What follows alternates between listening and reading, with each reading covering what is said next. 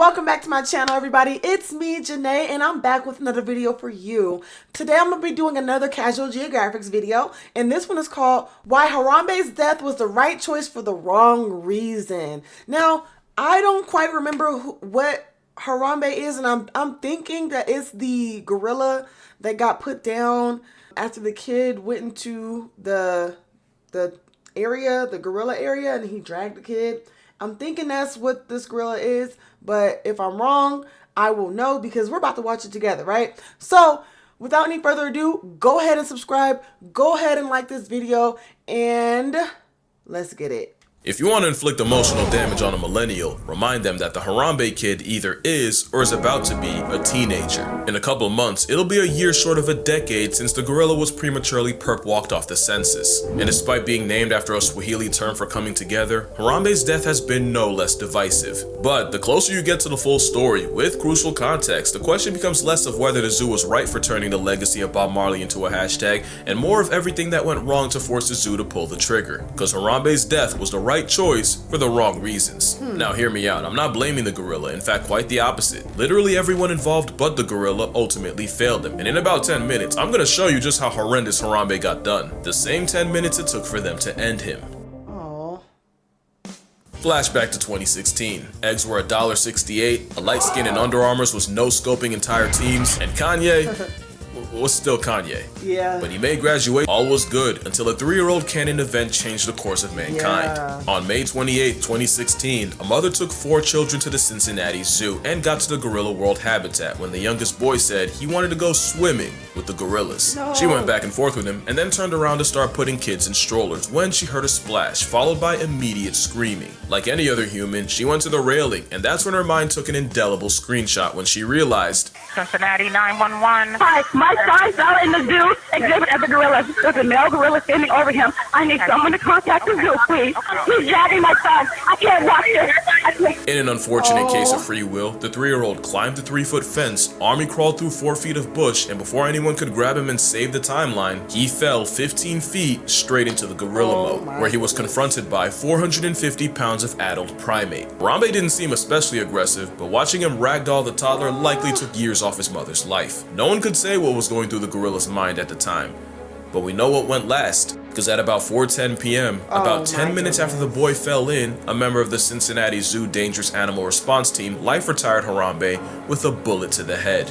And life as we knew it was never the same. The slain simian was mourned by millions and memed by even more, to the point where there are people who use their right to vote on the corpse of a Kennedy gorilla, and that is the most political statement that will ever come out of this channel. But before we can judge what had to be an impossible decision, it's only fair to look at every angle, starting with the nature of gorillas. Gorillas aren't the menaces to society and skyscrapers we thought they were. Male gorillas are way more child-friendly than the average orang and chimpanzee. It's been said that the males that babysit more are considered more attractive to a tribe of hairy women. That's how they got their name. And being good with kids is more of a turn-on than size, strength, or status. It's proven that guy gorillas on daycare duty will have 5 times as many children as those that avoid it, which is probably why they fight so hard for custody. You've never seen a gorilla hit the burners like that. But gorillas don't need Maury, they'll even step up for children that aren't theirs. A couple years back, the alpha gorilla of a group in Rwanda got sick, and since in sickness and in health is a human construct, the 4 gorillas of the group left, abandoning not just their baby daddy, but their progeny as well. With the infants barely old enough to feed themselves, it should have been curtains. But this story had a plot twist. The sick male had a brother, Kubaha, and Unc stepped up and looked after them. They'd sleep in his nest, treat him like a literal jungle gym, and he single-handedly kept the next generation up. And Kubaha wasn't an anomaly. In 53 years of gorilla research, it's proven that orphan mountain gorillas that lose their mothers early on don't have a greater risk of becoming a statistic because the males will often step in. Not only did a different study show the exact opposite happens to baby chimps, monkeys, and baboons that get the Bambi treatment, even if they do survive, they inherit 0 social rank and virtually no chance at having children. It's the same story for animals like elephants, orcas, and hyenas. Being motherless is social cyanide, but not gorillas. Having one mom short of a full house, oof. has zero effect on their social status, and it's believed that since mama gorillas often dip out before their babies mature, the males have evolved to cushion the blow. Plus, with chimpanzees murking monkeys, bush babies, that's a bush baby, and even doikers for food, and even the good vibes tree hippie known to turn lorises into lunch meat, gorillas pretty much being knuckle-walking lawnmowers probably doesn't hurt Harambe's case. Gorillas go out of their way to avoid conflict, and you really won't see them beating on something weaker than they are, unless they did something to deserve it. But there's always a but. The rules of nature often change when you're talking about captivity. A wild orca has apparently never depulsed a person, but those confined to a glorified fishbowl have a body count. Pandas normally mate, date, and procreate no less than the average black bear, but those in captivity often get less play than Helen Keller's Spotify. In captivity, mother gorillas will often reject their own babies, and it happens a lot more than you would think, so maybe the parental instinct doesn't apply as much to a gorilla behind the glass. Yeah, no, because if I had a nickel for every time someone's son ended up in a gorilla enclosure, I'd already have 2 nickels by the time player number 3 decided to keep the tradition alive and airdrop himself to the gorilla grotto. On August 16th, 1996, another 3-year-old fell nearly 24 feet into the Brookfield Zoo gorilla exhibit. In a scene you've definitely seen before, 8-year-old Binti Dwa climbed down to the boy, cradled him in her gorilla arms for nearly 60 feet, and gently placed him at the employee entrance where officials could get him. But what you might not know was that Binti was one of those gorillas rejected by her mother and was hand-raised by humans. Part of this raising meant her caretakers had to train her to be a mother once she became pregnant with the same baby riding shotgun while she rescued the boy. Part of this training included handing off her baby to staff for checkups, so there was low-key an argument as to whether this was an actual gorilla guardian angel or just an animal doing what it had been trained. Well, almost a decade earlier in 1986, 5-year-old Levin Merritt followed the same script, falling into the gorilla pit and knocking himself all the way out. And 25-year-old Yumbo stood protectively over the boy, gatekeeping any other gorilla from him, and when the child regained consciousness and cried out, instead of matching his energy, the silverback calmly led his family to a small hut on the other side of the enclosure. But unlike Binti, Yumbo wasn't human-raised or trained in childcare. This was actual gorilla free will that looked after the injured kid. So now you might be confused, because if you were on the fence on the Harambe happening, hearing about their social psychology and the gorilla history lesson would have surely kicked you onto the Harambe side. Well, every gorilla is different, so let's talk about the story of Harambe. Okay. Before he became a hashtag. Harambe was born in the Gladys Porter Zoo in Brownsville, Texas, May 27th, 1999, meaning he had just turned 17 when he got sniped. Just like Binti, he was also rejected by his mother Kayla when he was only 3 weeks old. So zoo director Jerry Stone hand-raised Harambe, taking him home. The tiny gorilla was by all means his family. Jerry was actually the one to help Harambe's grandparents settle in after they arrived from Africa, and he was even there at Harambe's birth, cutting the umbilical cord. He changed diapers, got up at midnight to feed him. Nobody had put in more Harambe hours than Jerry. Jerry described him as a lovable troublemaker. He'd do things like throw water at female keepers and run away. He'd steal blankets just to give keepers an excuse to chase him. He'd even climb walls to get his keepers' attention just so he could fall backwards and make them catch him. By every account, Harambe meant well, but there was a point where Jerry stopped getting in the cage with him. Not because he was aggressive, but as he got bigger and stronger, there was a legitimate chance he could accidentally roughhouse Stone into eternal submission. But Jerry also noted that Harambe always looked after his siblings, fully embracing the big brother role. But on January 6th, 2002, before Harambe was even 3, someone left chlorine cleaning tablets way too close to a space heater, causing a leak of toxic chlorine gas that suffocated the gorillas. Zookeepers immediately called EMTs, and by administering oxygen, they were able to revive 8 of the gorillas. But there were 3 that never woke up: Harambe's mother, brother, and sister. Yeah, Harambe got hoed by humanity long before Cincinnati. Speaking of which, almost 10 years later in 2014, Harambe was now 15, and time came for him to be relocated to hopefully start his own troop. Jerry actually pushed for Harambe to be sent to Cincinnati, that way he could contribute to their breeding program. And in September, the gorilla named after a Bob Marley song was transferred to the Cincinnati Zoo and Botanical Garden. And less than 2 years later, he would exist only as a statue. So there, now you have more background information than 90% of anyone who's given their opinion. Everything so far points against Harambe being a threat to the toddler, yet experts like Jane Goodall, Jack Hanna, and primatologist Franz de Waal all seem to agree the zoo made the right choice. And I'm with them. Harambe had to die. But why?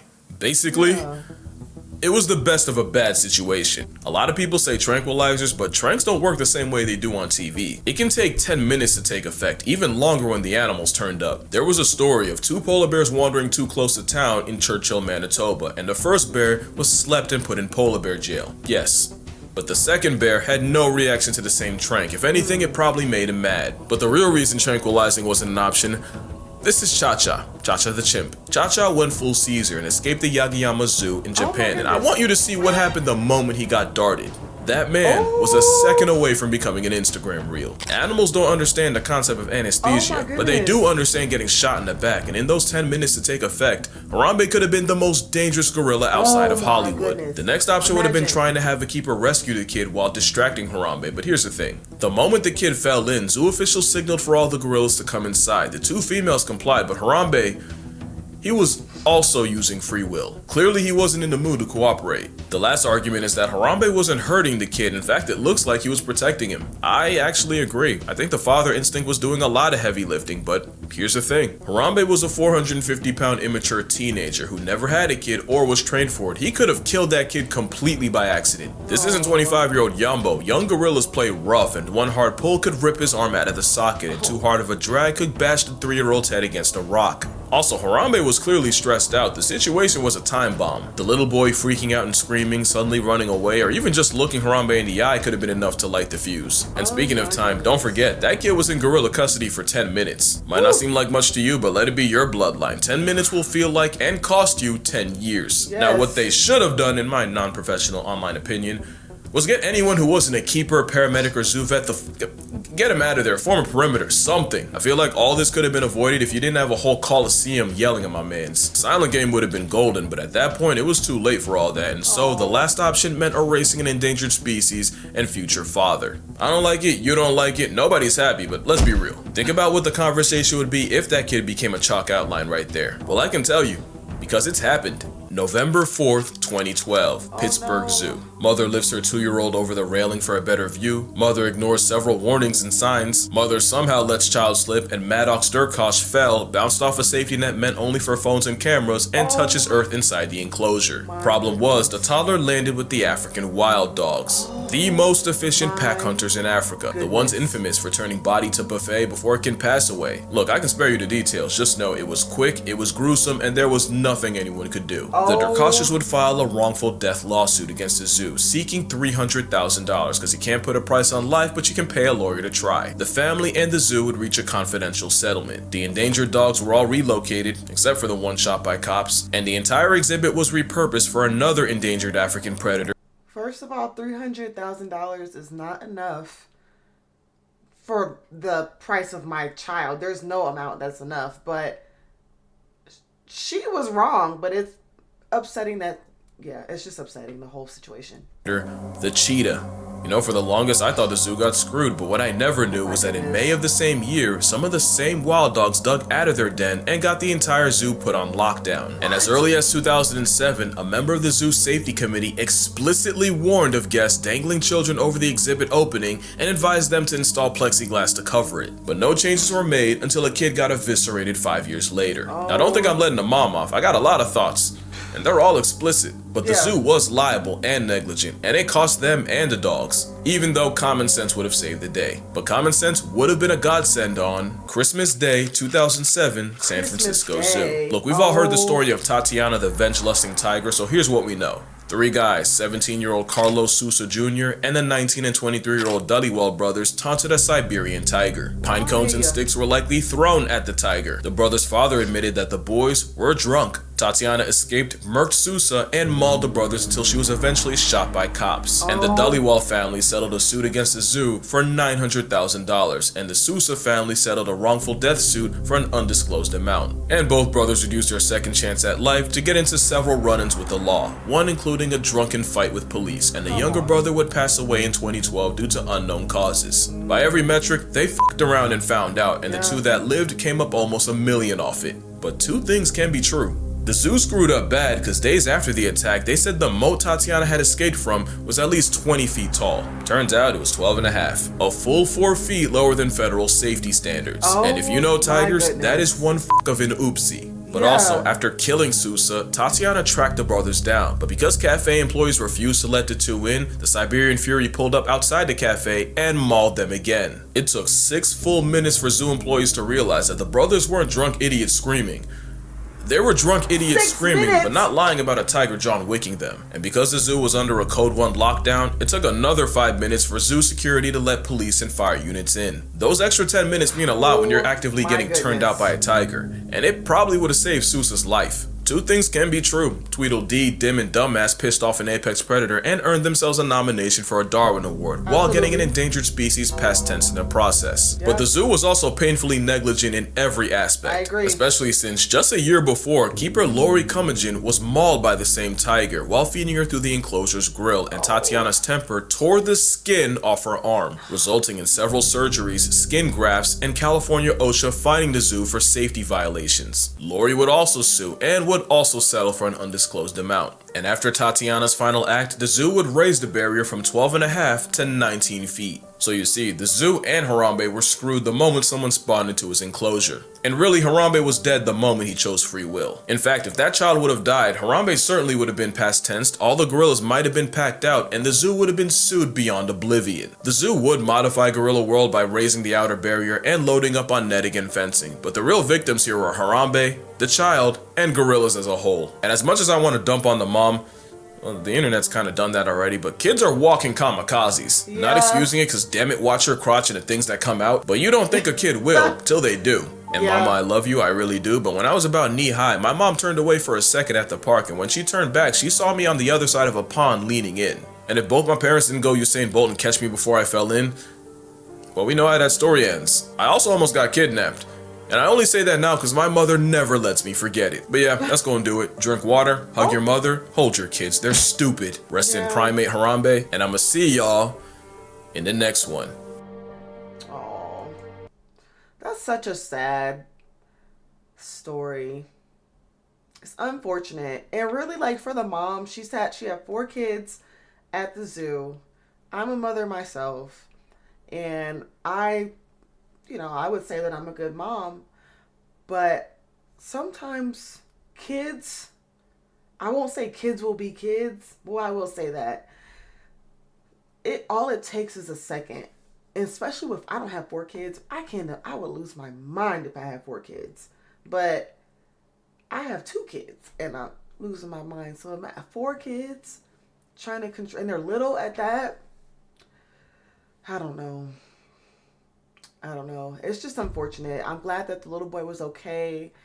It's unfortunate for the gorilla, but he was a teenager. He lived a good amount of life. He's able to be with his mom. It's unfortunate, but let me know what you guys think about this video in the comments below. I do have a subscription plan going. If you guys want to join, that would be awesome. If you really like this video, I have super thanks available, and let me know what you guys think about this video in the comments below. Other than that, thank you for watching. I really appreciate all you guys. I just started this YouTube not even a month ago, and it's going very well, and I can't thank you guys enough. I appreciate you guys so much. Words can't even express. But until next time, bye.